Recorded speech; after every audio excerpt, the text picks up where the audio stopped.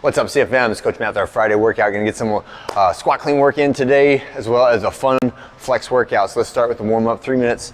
Your choice warm up pace cardio, and then I want everyone to grab a empty barbell.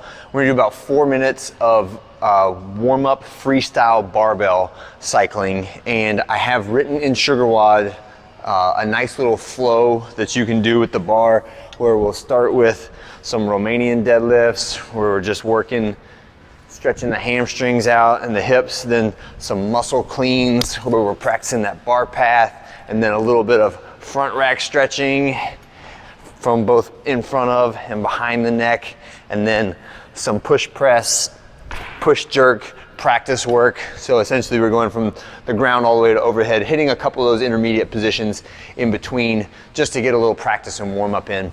And then after that, we're gonna do a 4-minute EMOM that has one of my favorite hip contact drills called the pop drill, right? And the way this works is we're gonna think about cycling the bar between touching the hips and away from the hips. So the hips and the bar come together like so, and every time we do a pop, you should hear the contact of the hips and the bar in the rattle in the collars, right? So the way it'll work is 3 hip pops, 1 clean, 1 front squat. So 3, 2, 1, go. The workout or the movement would be pop, pop, pop, clean, front squat, and then we're done, all right? So it's a tricky one because we're thinking about making contact with the hips and the bar, but I don't want you to punch the bar forward away from you. I want you to punch the bar upward with your hips. So at the same moment that the hips are finishing the extension, the bar is contacting the hips and they're going straight up instead of straight out, okay? And that's just a good hip contact drill for if you feel like you're always brushing against your hips, or if you have trouble getting the bar to your hips. That's a very specific drill that will help you improve the contact of the bar and the hips. All right, so 5 sets of 4 hang squat clean. So that means the first rep, you're gonna stand it all the way up to the hips, and then you can go back down to the top of the knees, and then squat clean and stand, reset the feet, squat clean and stand, reset the feet, 1, 2, 3, 4. I have some percentages listed for you there in SugarWOD, and there is no superset for this, so you can just focus on the squat clean. When you're done with that, we can take the bar and move it to our bench press position, and we're gonna get into our mini flex workout. So today, this is going to be 3 rounds, and I don't want you to worry so much about the speed at which you do it, and focus on the feel of the movements and try to hit the specific muscles and the movements that we are doing for this workout. So you will need a spotter because we're gonna do multiple drop sets on the pressing movement, and you will need several bands and dumbbells when you get it. So this would be a great one to do with a group or a partner so that you can spot for them while they are resting, and then they spot for you, etc.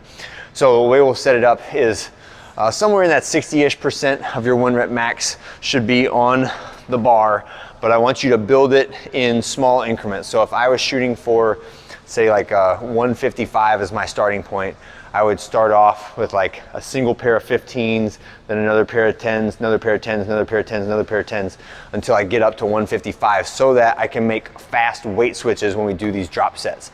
And the way that we'll do this is you start with a minute on the clock. We don't even have to run the stopwatch. If you don't want to, you can just use the green clock. But we're getting a close grip bench press, which means my hands are somewhere on the border between the smooth and the knurling, right? And I'm getting as many reps as I can get until I can't get any more, right? And then put it back in the rack, and my partners would take off 10%. And then I go again, another set, as many as I can get. It will be significantly less reps on that second one, right? And then put it back in the rack. My partners will take off another pair of 10s or another 10%, and I continue on like that for a full minute, getting as many reps as I can get until the minute has expired. And after that, take a little break.